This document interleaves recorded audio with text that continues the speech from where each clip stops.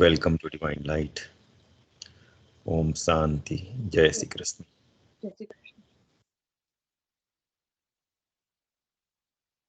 हाँ,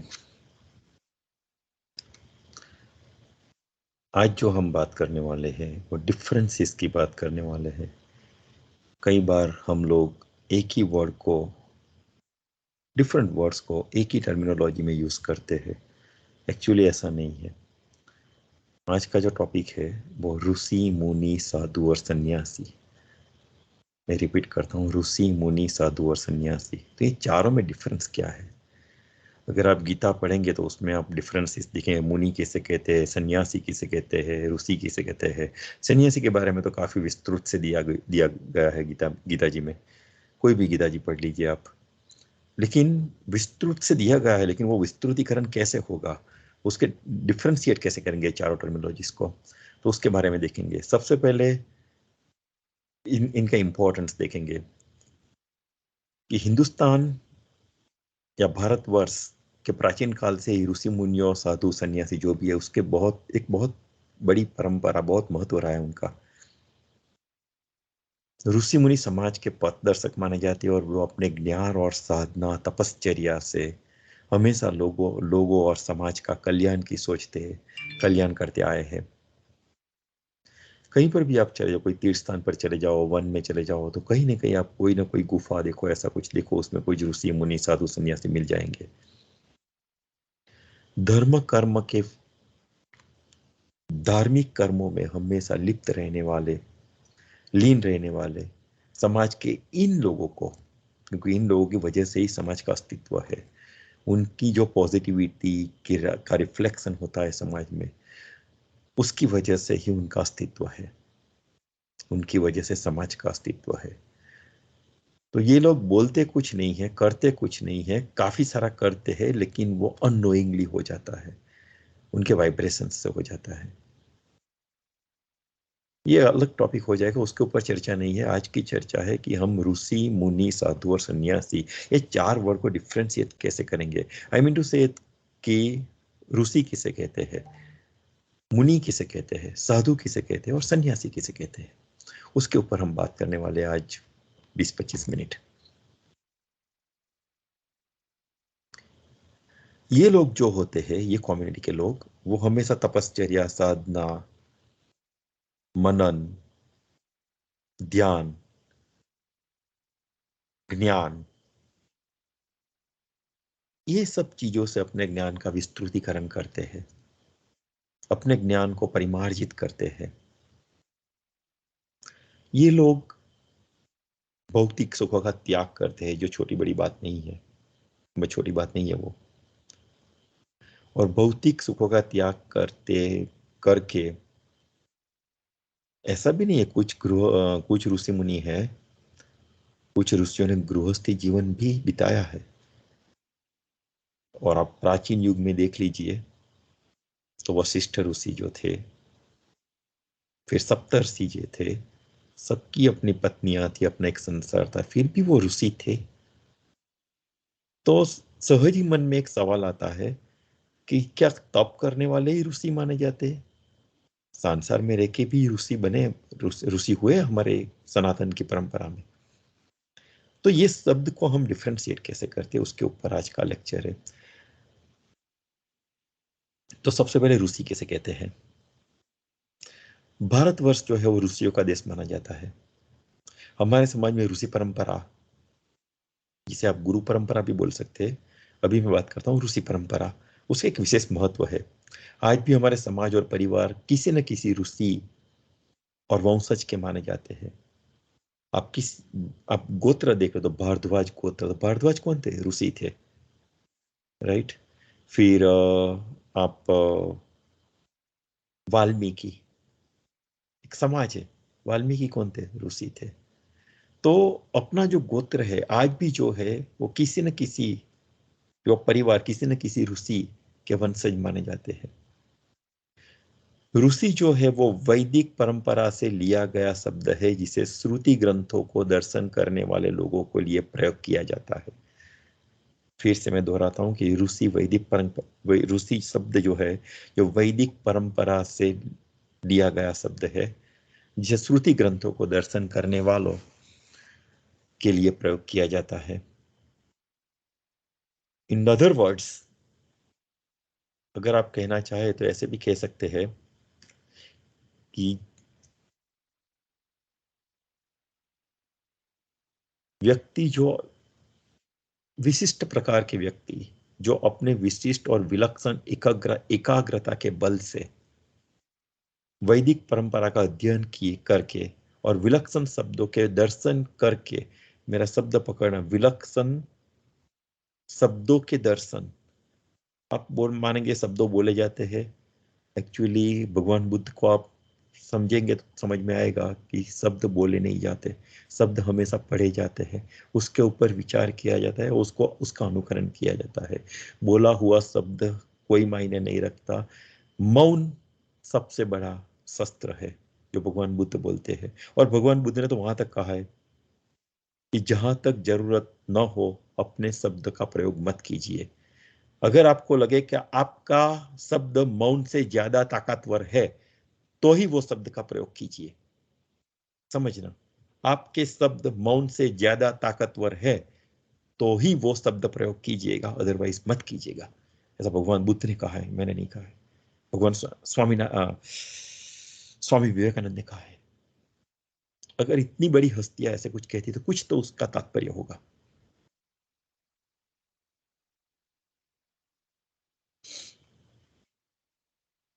तो हम जो बात कर रहे थे कि एक विलक्षण एकाग्रता के बल पर वैदिक परंपरा का अध्ययन किए और विलक्षण शब्दों के दर्शन किए और उनके गुड़ अर्थों का, गुड़ अर्थों को जानकर और प्राणी मात्र के कल्याण के हेतु उस ज्ञान को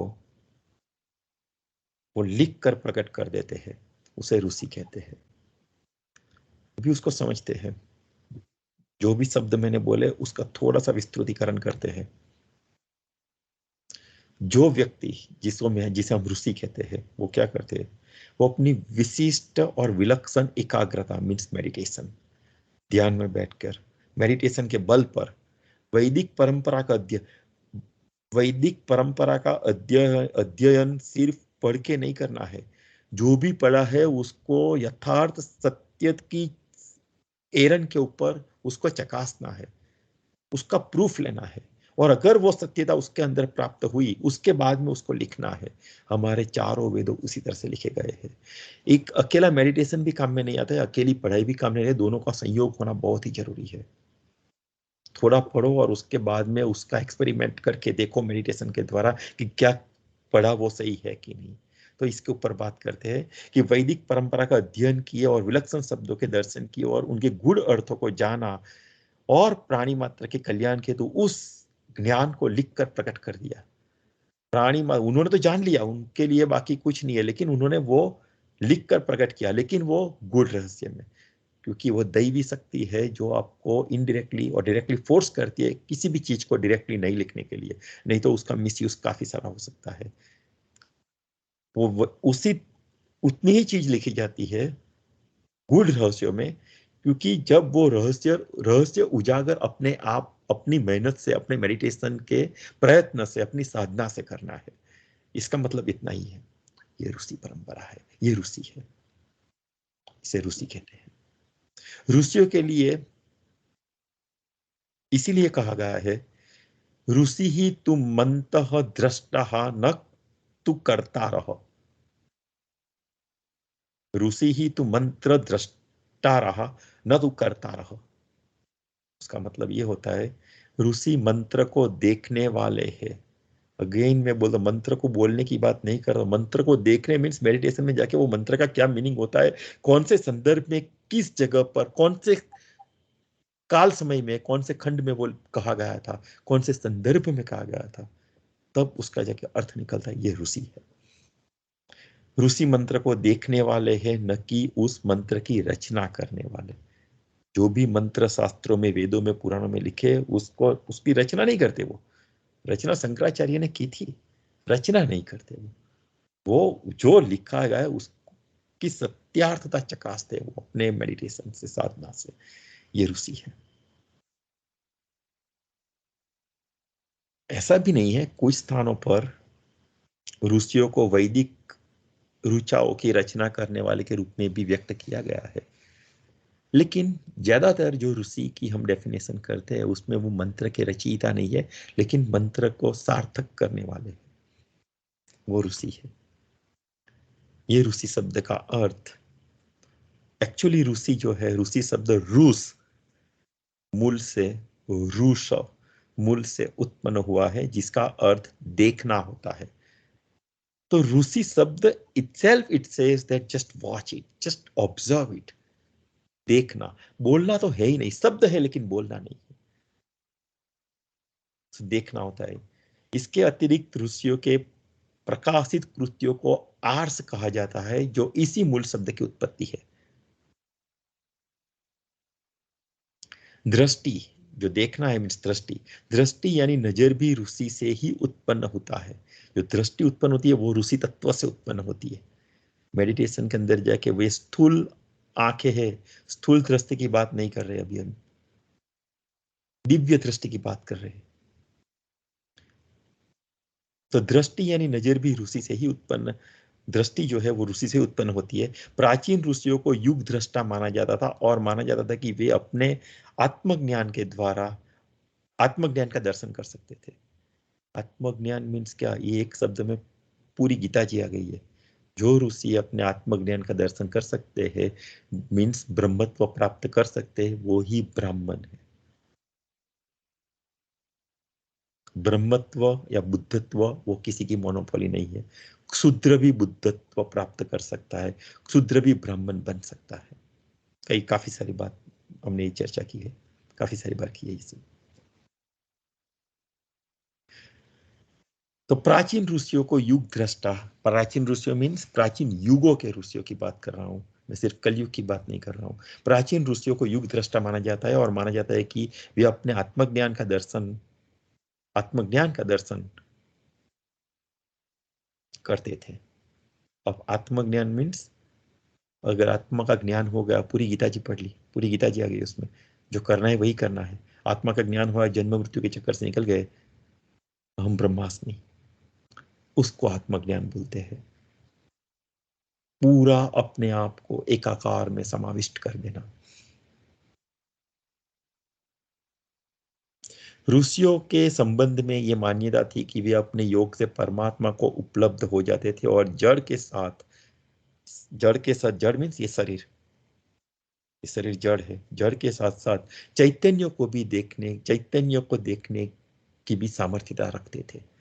ये जड़ के द्वारा, एक्चुअली जड़ के साथ तो नहीं कहा जाता, जड़ के द्वारा, अचेतन अचेतन के द्वारा चेतन को देखने का सामर्थ्य, जड़ के द्वारा चैतन्य को देखने का सामर्थ्य जिसमें होता है, उसे ऋषि कहते हैं। वो भौतिक पदार्थ के साथ उसके पीछे छिपी ऊर्जा को भी देखने में समर्थ होते हैं।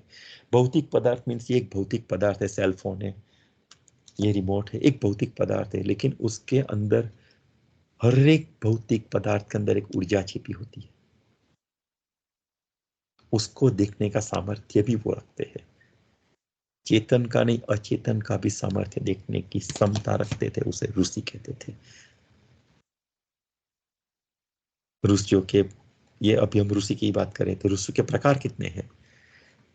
ऋषि सबसे बड़ा शब्द है। ऋषि वैदिक संस्कृत भाषा से उत्पन्न शब्द माना जाता है, अतः यह शब्द वैदिक परंपरा का बोध कराता है कि जिसमें एक ऋषि को सर्वोच्च माना जाता है, अर्थात ऋषि का स्थान तपस्वी और योगी से भी श्रेष्ठ होता है। ऋषि वशिष्ठ, तपस्वी वशिष्ठ नहीं बोलते हम, सन्यासी वशिष्ठ नहीं बोलते, ऋषि वशिष्ठ।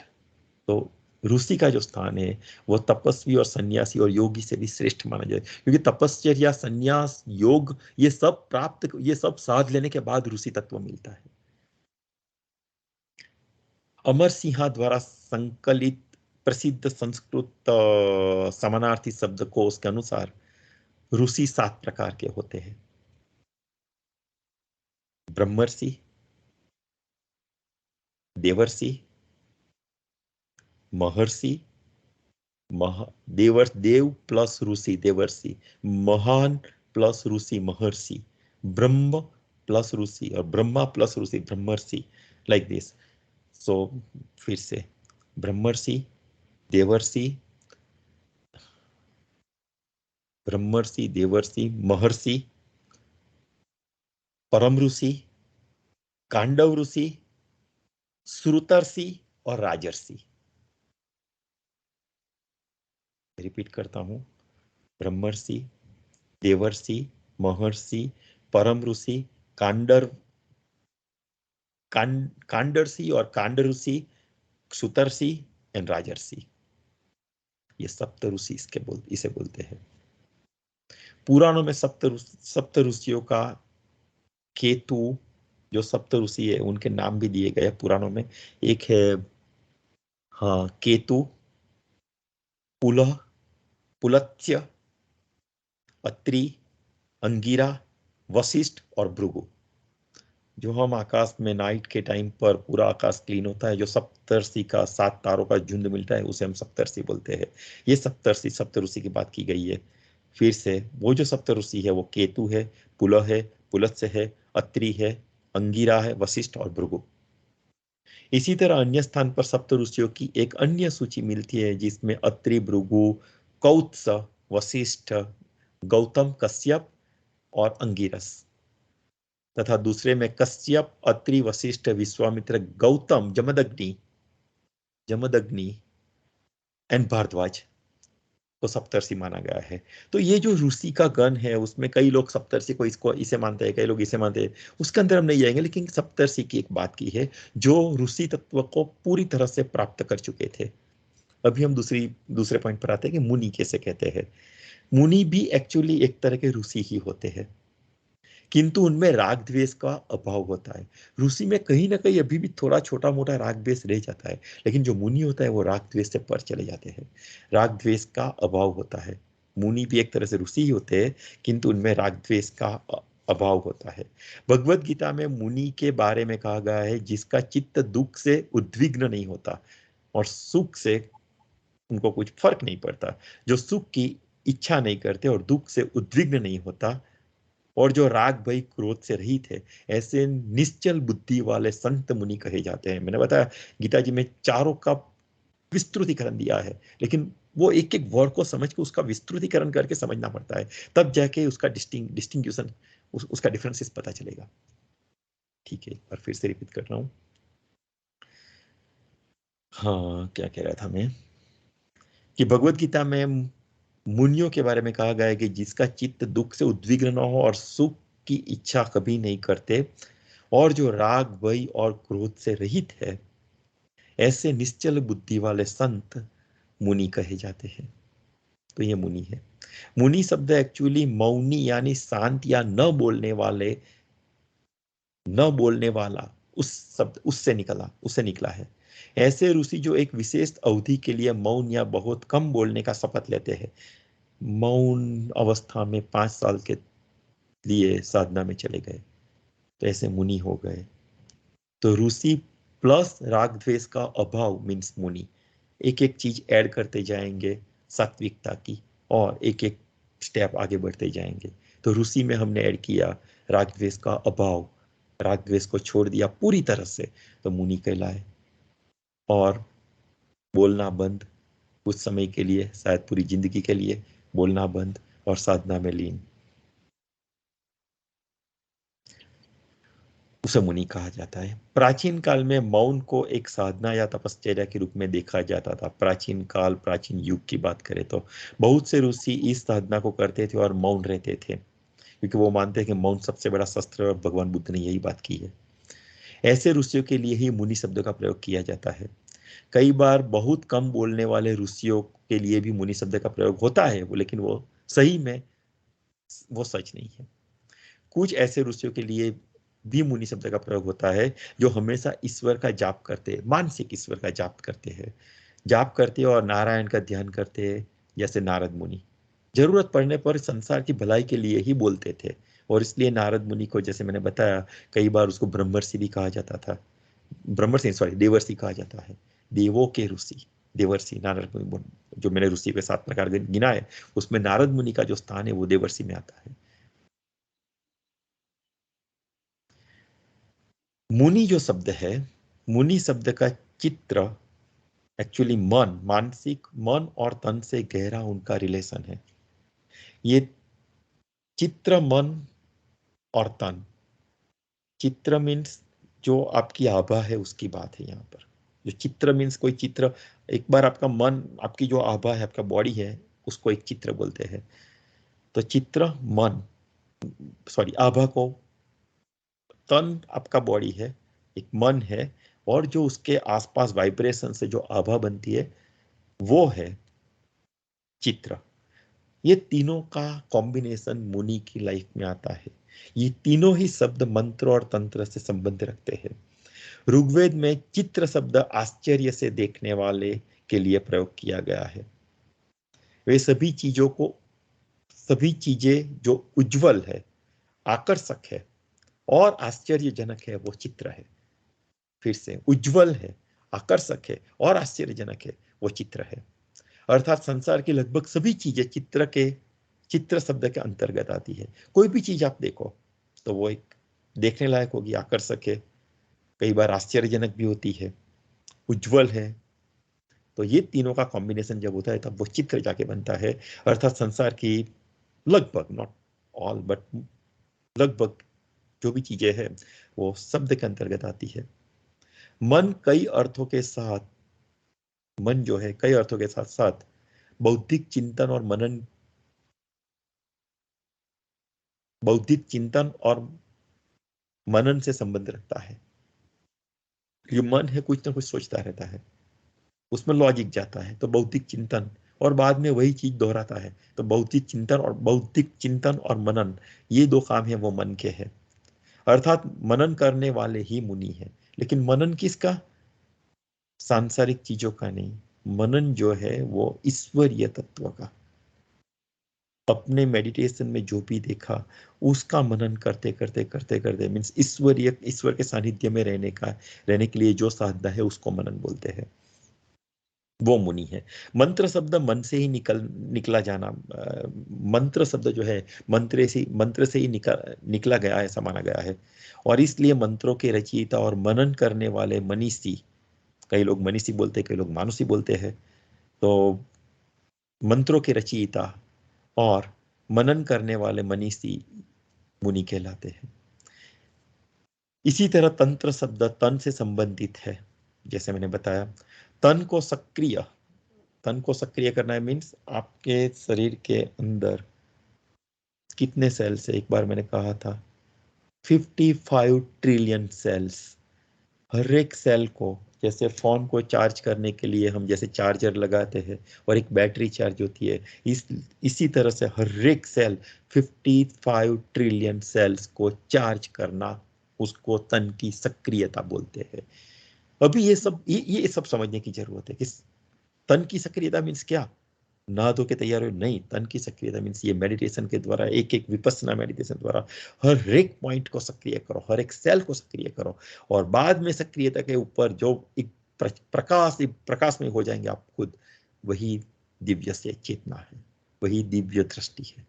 दिव्य दृष्टि में से और कुछ नहीं, कोई आके ऊपर से नहीं देने वाला है। एनीवे, वो बात हमने की थी, क्या कह रहा था मैं। तो इसी तरह तंत्र शब्द जो है, वैसे मैंने बताया तन से संबंधित है, और तन को सक्रिय रखने वाले योगी जो है, तन को सक्रिय रखने वाले मीन्स जो 53 ट्रिलियन सेल है वो पूरे सेल्स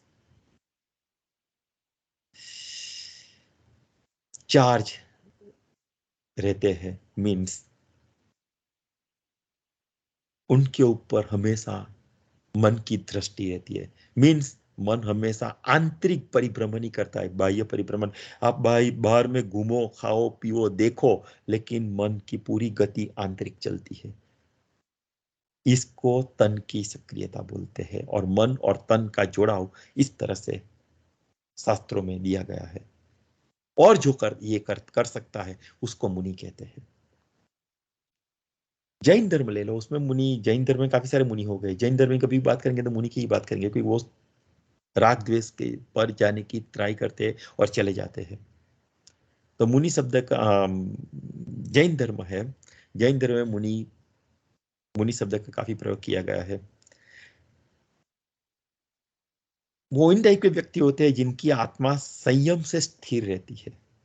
मुनि की एक और डेफिनेशन, आत्मा संयम से स्थिर रहती है, सांसारिक वासनाओं से रहित रहती है, जीवों के प्रति रक्षा का भाव रहता है, पूरे दयालु। कौशल का कोई भी कोट पढ़ लीजिए, प्रेम ही बेस है। अगर प्रेम नहीं है तो कुछ नहीं है। और प्रेम इतना नहीं अपनी वाइफ, अपने बच्चों, अपने परिवार से नहीं, प्रेम का विस्तृतीकरण करके पूरी दुनिया प्रेममय हो जानी चाहिए।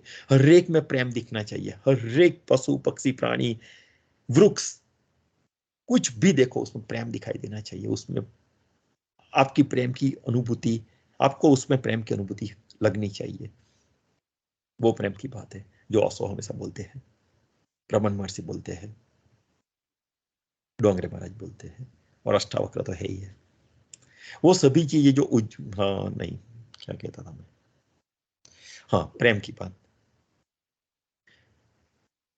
जिसकी आत्मा संयम से स्थिर है, संयम मीन्स राग द्वेष सब सब निकल गया, राग द्वेष लोभ मोह मद मत्सर सब छो के छो निकल गए, सांसारिक वासनाओं से रहित, छह निकल गए, सांसारिक वासना से बाहर निकाल गए, जीवों के प्रति रक्षा का भाव, अहिंसा, औचर्य, ब्रह्मचर्य, ये सब निकल गया तो ब्रह्मचर्य अपने आप आ जाएगा, और अपरिग्रह, ईर्ष्या, ये सब निकल गया। ईर्ष्या, ईर्ष्या और ईर्ष्या अलग शब्द है। ईर्ष्या मीन्स यात्रा में सावधानी। जब भी आप साधना की यात्रा कर, यात्रा मीन्स यहाँ के 5 धाम 4 धाम की यात्रा उसकी बात नहीं है। यात्रा मीन्स अपनी आंतरिक यात्रा, परम परम चैत्य परमेश्वर परमात्मा को पाने की जो यात्रा है, लंबी युगों से चली आई हुई यात्रा है। तो ये उसको ईर्ष्या बोलते हैं। तो ये यात्रा में सावधानी, क्योंकि यहाँ पर काफी सारे प्रलोभन आपको मिल सकते हैं, वो एक एक को क्रॉस करके आगे जाना पड़ता है। तो ये यात्रा की सावधानी है। भाषा, फिर आहार शुद्धि को संस्कृत शब्द है ऐसना, ये आहार शुद्धि का संस्कृत शब्द है। भाषा, ऐसना, आदनिक्षेप, धार्मिक उपकरण व्यवहार, धार्मिक व्यवहार में शुद्धि। जो भी धर्म धर्म में जाते समय भी आपको इतना मानसिक तौर से शुद्ध रहना पड़ता है, कहीं पर भी अभिमान आपके दिमाग में आपके अंदर घुस सकता है, बच के रहना है। प्रतिस्थापना, प्रतिस्थापना मीन्स मल मूत्र त्याग करते हुए भी आपको सावधानी बरतनी है। ये एक अलग टॉपिक है, किसी और दिन बात करेंगे। उसका पालन करने वाले, सामायिक वंदन, प्रतिक्रमण, परिक्रमण, प्रत्या प्रत्याख्यान और कायत सर्ग, कायत सर्ग करने वाले, केस लोचन जो करते हैं, बाल निकाल देते हैं, नग्न रहने वाले, कई जैन मुनि को देखो नग्न घूमते हैं वो, स्नान और दातुन भी नहीं करते कई लोग, तो पूरी साधना में महीनों निकल जाते हैं, फिर भी अपनी उनकी ये बॉडी है वो बदबू नहीं मारती। ठीक है। पृथ्वी पर सोने वाले, हमेशा जमीन पर सोएंगे, घास बिछा के सो जाएंगे, उनको कुछ गद्दी कुछ नहीं चाहिए। शुद्ध आहार करने वाले और दिन में केवल एक बार भोजन करने वाले, ये जो मैंने गिना है कितने गुण हुए, ये 28 गुण हुए। ये 28 गुणों का पालन जो करता है, जो महर्षि करता है, वो मुनि कहलाता है। तो महर्षि, फिर ये 28 एडिशन सात्विक गुणों का, वो मुनि बनता है। मुनि जो है वो ऋषि ऋषि परंपरा से संबंध रखते हैं, किंतु वे मंत्रों का मनन करने वाले और अपने चिंतन से ज्ञान के व्यापक भंडारी, और व्यापक भंडार की मीन्स मंत्रों की उत्पत्ति करने वाले भी होते हैं। ऋषि उत्पत्ति नहीं करते, मुनि करते हैं, करने वाले होते हैं। मुनि शास्त्रों का लेखन भी करते हैं, जो शास्त्रों लिखे गए वो मुनियों के द्वारा लिखे गए हैं। हम जो ऋषि बोलते हैं लेकिन मुनियों के द्वारा लिखे गए। ठीक है, आगे चलते हैं। अभी काफी सारी बात हो गई मुनि के ऊपर। कौन है ऋषि मुनि? अभी बात करते हैं साधु और सन्यासी, राइट? तो साधु,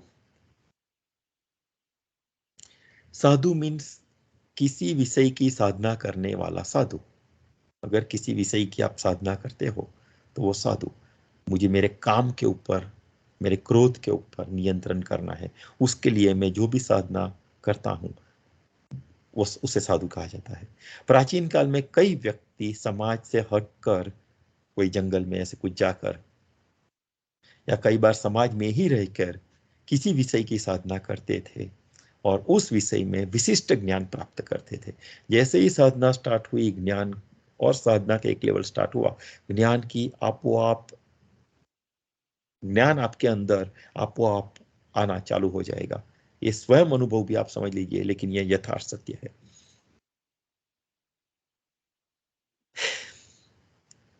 विषय को साधने की उसकी जो उत्कंठता है, उसकी जो साधना है, उसे साधु कहते हैं।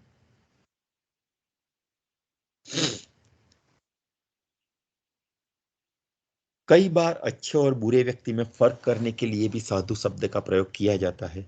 इसका कारण यह है कि सकारात्मक साधना करने वाला व्यक्ति हमेशा सरल, सीधा और लोगों की भलाई करने वाला होता है।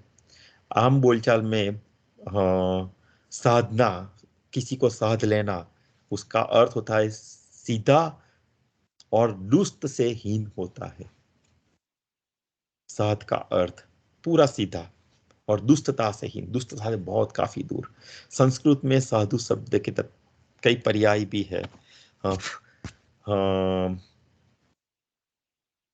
मानो कि सज्जन व्यक्ति, उसे संस्कृत में साधु बोलते हैं, सज्जन व्यक्ति को भी। एक लघु सिद्धांत है उसमें कौमुद्री, लघु सिद्धांत में कौमुद्री में साधु का वर्णन किया गया है, विशेष रूप से किया गया है। कौमुद्री में साधु का जो वर्णन किया गया है वो, हाँ, साधोग्नि परमा साधो साधो साध साधो सांदोति सॉरी सांदोति पर कार्यमितु साधु, सांदोति पर कार्यमितु साधु, अर्थात दूसरे का कार्य जो पूरी निष्ठा से सत्कर्य, दूसरे का सत्कर्म जो पूरी निष्ठा से करता है वो साधु है। साधु का एक अर्थ उत्तम भी होता है। ऐसे व्यक्ति जिसने अपने 6 से 6 विकार जो मैंने बताया, काम क्रोध लोभ मोह मद मत्सर का त्याग कर दिया है, वो साधु है।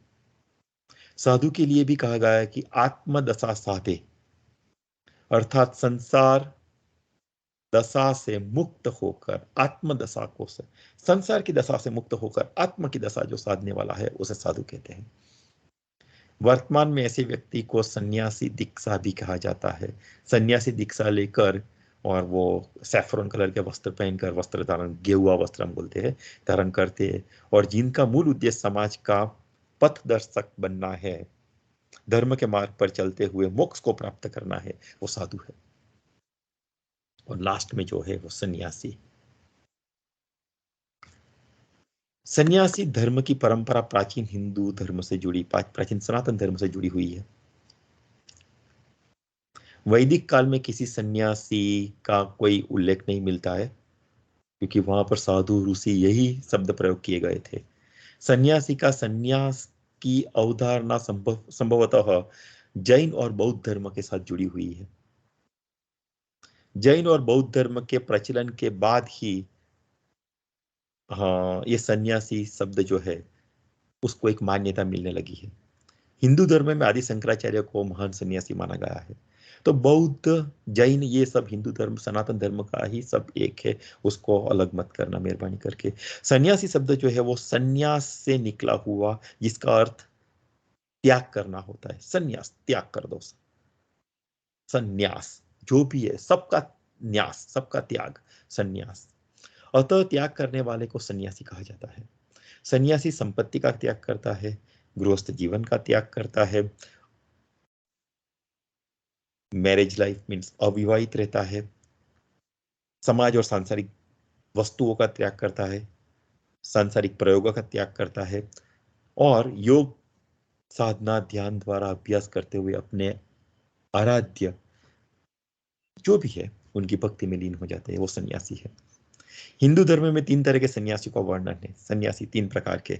एक परिव्राजिक सन्यासी, जो भ्रमण करने वाले सन्यासी को परिव्राजिक सन्यासी बोला जाता है, भ्रमण करते रहते हैं। आदि शंकराचार्य और रामानुजाचार्य उसका बेस्ट एग्जाम्पल है। दूसरे परमहंस सन्यासी, योगानंद परमहंस। तो यह सन्यासों की उच्चतम श्रेणी है जो ईश्वर प्राप्ति तक जाके रुकती है। तीसरा है जो यति सन्यासी है, उद्देश्य की सहजता के साथ प्रयास करने वाला। कोई उद्देश्य के लेके चलते हैं और उसको प्राप्त किए बिना रुकते नहीं है, साधना में लीन रहते हैं, उसको यति सन्यासी कहा जाता है। वास्तव में सन्यासी जैसे व्यक्तित्व मैं कहूंगा उसे कहते हैं जिसके आंतरिक स्थिति स्थिर हो चुकी है और जो किसी भी परिस्थिति का व्यक्ति से किसी परिस्थिति और व्यक्ति किसी भी संयोग से प्रभावित नहीं होते और हर हाल में स्थिर रहते हैं। उसे न तो खुशी से प्रसन्नता मिलती है और न दुख से उसको कुछ ग्लानि होती है। इस प्रकार का निरपेक्ष व्यक्तित्व जो सांसारिक मोहमाया से विरक्त होता है, अलौकिक और आत्मज्ञान की तलाश करने वाला वो व्यक्तित्व सन्यासी है। तो ये जो चारों की हमने बात की, ऋषि मुनि साधु और सन्यासी सभी धर्मों के प्रति समर्पित जन होते हैं, सांसारिक मोह के बंधन से दूर समाज कल्याण के हेतु निरंतर अपने ज्ञान को परिमर्जित करने वाले लोग रहते हैं और बाह्य ज्ञान से उनका कुछ लेना देना नहीं होता, क्योंकि ब्रह्म ज्ञान और आंतरिक ज्ञान से वो बाह्य ज्ञान अपने आप प्राप्त कर लेते हैं। क्योंकि बाह्य ज्ञान जो है वो आंतरिक ज्ञान का ही रिफ्लेक्शन है। कोई भी चीज दुनिया में ऐसी है ही नहीं जो आंतरिक ज्ञान में न हो और बाह्य ज्ञान में आ गई, इम्पॉसिबल है। न्यूटन ने जो ग्रेविटेशनल फोर्स होता वो पहले से ही डिफाइंड और पहले से ही एप्पल नीचे ही आ रहा था, उसने सिर्फ उसको आइडेंटिफाई किया। थियरी ऑफ रिलेटिविटी जो आइंस्टाइन ने ढूंढ निकाली, उससे पहले भी 4 डिमेंशन में स्काई और ब्रह्मांड अस्तित्व में था, उन्होंने सिर्फ उसको खोज निकाला। ब्लैक होल थ्योरी जो अस्तित्व में आई, जो अभी 20 साल पहले, क्या नाम, स्टीव हॉकिंस ने जो ढूंढ निकाली, राइट, तो वो अस्तित्व में थी और इसके लिए इसी की वजह से ये सबको रिसर्च बोला जाता है। उन सर्च नहीं हुआ है, रिसर्च हुआ है। तो बाहर जो भी अभिव्यक्ति है वो आंतरिक अभिव्यक्ति का रिफ्लेक्शन है, बस यही कहना चाहता हूं। जो भी रिसर्च मैथमेटिशियंस करते हैं, साइंटिस्ट करते हैं, इंजीनियर्स करते हैं, स्टेम मेजर्स जो भी करते हैं, वो सिर्फ आंतरिक अभिव्यक्ति का बाहर आने वाला रिफ्लेक्शन है। आंतरिक में तो अभी काफी भंडार पड़ा हुआ है, बाहर जो आया है वो शायद 1% है उसका। और इसीलिए शायद मेरे गुरुजी ने मुझे बोला था कि एक बार स्टीफन हॉकिंस यहाँ पर आ जाए, तो उसको 1 नोबेल प्राइज मिला था, यहाँ आकर एक बार मैं उसको दिखाऊं तो ऐसी साधना करे तो एक नहीं उसको 10 मिल सकता है। मेरे गुरुजी ने मुझे मुंह पर यह बात बोली थी। हाँ, राजर्षि मुनि, एक ब्रह्मज्ञानी राजर्षि मुनि, क्योंकि उन्होंने परम चैतन्य परमात्मा को प्राप्त कर लिया था। अगर वो कुछ बोलते हैं तो उसमें कुछ ना कुछ तो तथ्य होगा। जय गुरुदेव। यहाँ बस काफी सारा टाइम हो गया, 35 मिनट हो गई, यहाँ पर ये बात खत्म करते हैं। दूसरी बात, आज का वीडियो थोड़ा सा लॉजिकल और शास्त्रों गीता जी के ऊपर आधारित था। I hope you would like it. Thank you. जय श्री कृष्ण। ओम शांति। ओम शांति। दर्शकों, अगर आपको ये वीडियो अच्छा लगा है तो प्लीज लाइक करें, सब्सक्राइब करें और आपका कोई प्रेफरेंस है तो प्लीज कमेंट बॉक्स में लिखें। ओम शांति। ओम शांति।